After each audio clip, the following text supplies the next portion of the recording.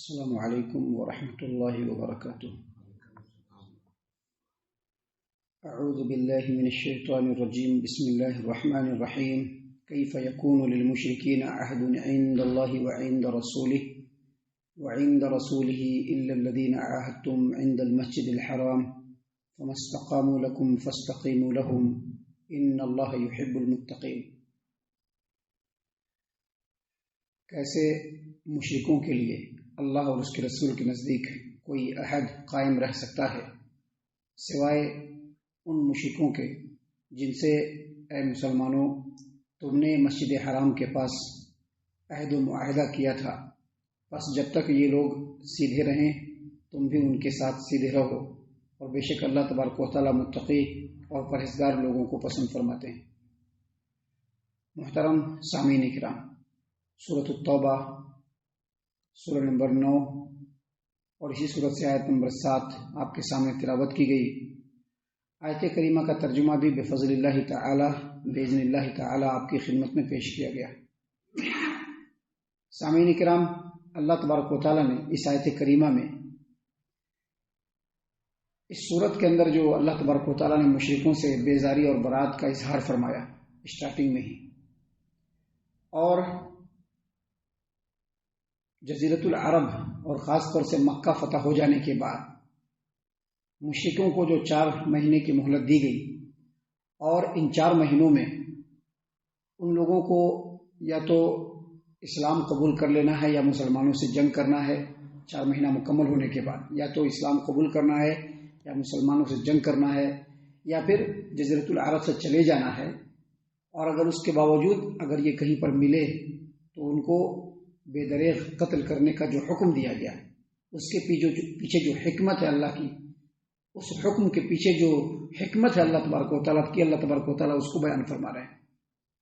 اس سے پہلے بھی ہم نے اپنے کئی درس میں یہ بات بتلا دیا، سمجھا دیا کہ یہ جو پوری روئے زمین ہے، یہ جو پورا کائنات ہے، یہ سب اللہ تبارک و تعالیٰ کا ہے۔ اللہ تبارک و تعالیٰ نے اس روئے زمین پر بندوں کو اس لیے پیدا فرمایا کہ صرف اکیلے اس کی عبادت کریں اور اللہ تبارک و تعالیٰ کی عبادت میں کسی کو شریک نہ ٹھہرائیں۔ سامعین کرام، لیکن اس کے باوجود مشرکین مکہ سے پہلے بھی لوگ اور آج کے زمانے کے لوگ بھی، حتیٰ کہ کہلانے والے جو مسلمان ہیں وہ لوگ بھی اکیلے اللہ کی عبادت نہیں کر رہے ہیں، اللہ کے ساتھ بہت سارے لوگوں کو شریک ٹھہرا رہے ہیں۔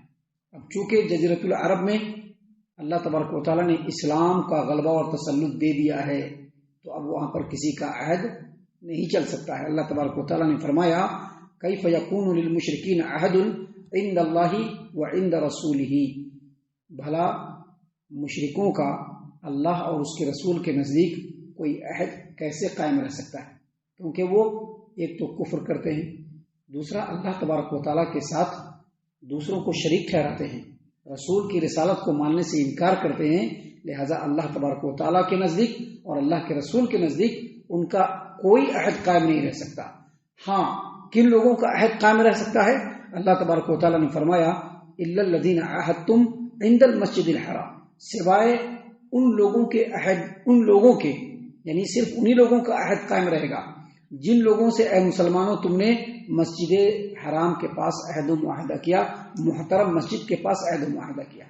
سامعین کرام، مسجد حرام کے پاس کن لوگوں سے اللہ تبارک و تعالیٰ نے عہد، اللہ تبارک و تعالیٰ کے بندوں نے، مسلمانوں نے معاہدہ کیا؟ کن لوگوں نے؟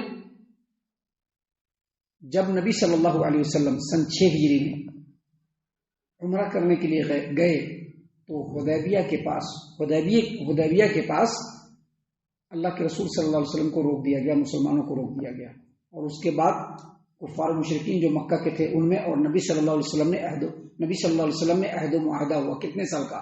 کہ 10 سال تک ہم لوگ امن و سکون کے ساتھ رہیں گے، ہم میں سے کوئی کسی کو چھیڑے گا نہیں۔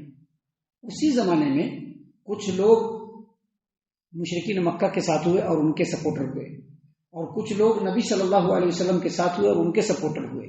سامعین کرام، مشرکین مکہ کے جو سپورٹر تھے وہ بنو بکر تھے، اور نبی صلی اللہ علیہ وسلم کے جو سپورٹر تھے وہ بنو خزاعہ تھے۔ یہ لوگ سپورٹر ہوئے مسلمانوں کے۔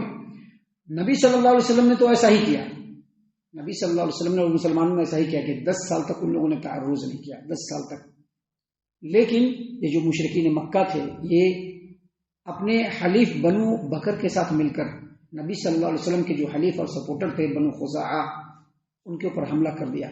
صرف حملہ نہیں کیا بلکہ مکہ کے اندر ان کو قتل بھی کیا. جب ان لوگوں نے قتل کیا تو اللہ کے رسول صلی اللہ علیہ وسلم نے بھی حملہ کیا اور حملہ کر کے اسی زمانے میں مکہ کو 8 ہجری میں سن 8 ہجری میں مکہ کو اللہ کے رسول صلی اللہ علیہ وسلم نے فتح کر لیا. سامعین کرام، اللہ تبارک و تعالیٰ نے یہاں پر فرمایا کہ بھلا مشرکوں کے لیے اللہ اور اس کے رسول کے نزدیک کوئی عہد کیسے قائم رہ سکتا ہے جبکہ ان لوگ شرک کرتے ہیں. ہاں، ان لوگوں کا عہد برقرار رہے گا الا الذین عاہدتم عند المسجد الحرام، جن لوگوں نے مسجد حرام کے پاس مسلمانوں تم سے عہد کیا ان لوگوں کا عہد برقرار رہے گا. لیکن کب تک؟ اللہ نے فرمایا فَمَسْتَقَامُوا لَكُمْ فَاسْتَقِيمُوا لَهُمْ، جب تک وہ سیدھے رہیں گے جب تک تم بھی سیدھے رہنا. یعنی جب تک وہ لوگ جنگ کا ارادہ نہ کریں مسلمانوں تم کو بھی جنگ کا ارادہ نہیں کرنا ہے. جب وہ جنگ کا ارادہ کرے تم کو بھی جنگ کا ارادہ کرنا ہے. محترم سامعین اکرام، ان لوگوں نے کیا کیا؟ عہد کو توڑا. اپنے حلیف بنو بکر کے ساتھ مل کر نبی صلی اللہ علیہ وسلم کے حلیف خزاعہ قبیلے کے اوپر حملہ کیا اور ان کو حرم کے اندر مکہ کے اندر قتل بھی کیا. اس وجہ سے رسول اللہ صلی اللہ علیہ وسلم نے رمضان کے سن 8 ہجری میں مکہ پر حملہ کیا، مشرکین مکہ پر حملہ کیا، جس کے بدلے میں اللہ تبارک و تعالیٰ نے مکہ کو فتح کرایا اور کفار و مشرکین پر اللہ تبارک و تعالیٰ نے مسلمانوں کو رسول اللہ صلی اللہ علیہ وسلم کو غلبہ اور تسلط دے دیا. اب اسی زمانے میں 2000 آدمی ایسے تھے 2000 آدمی ایسے تھے جنہوں نے امن و امان طلب کیا اور مسلمان ہو گئے. اللہ کے رسول صلی اللہ علیہ وسلم نے ان کو طلقاء کر دیا. کیا کہہ دیا؟ کہ یہ طلقاء، ان کو چھوڑ دیا گیا کیونکہ انہوں نے اسلام قبول کر لیا. اور جو لوگ اسلام قبول نہیں کیے تھے ان کو 4 مہینے کی مہلت دی گئی. 4 مہینے کی کہ 4 مہینے میں یا تو اسلام قبول کرو یا نہیں تو اس جگہ کو چھوڑو یا نہیں تو قتال جہاد کرنے کے لیے جنگ کرنے کے لیے تیار ہو جاؤ. تو بہت سارے لوگ بھاگنے لگے. ان بھاگنے والوں میں صفوان بن امیہ اور اکرمہ بن ابی جہل، یہ 2 آدمی تھے. لیکن بعد میں اللہ تعالیٰ نے ان کو اسلام کی توفیق دی اور یہ لوگ مسلمان ہوئے.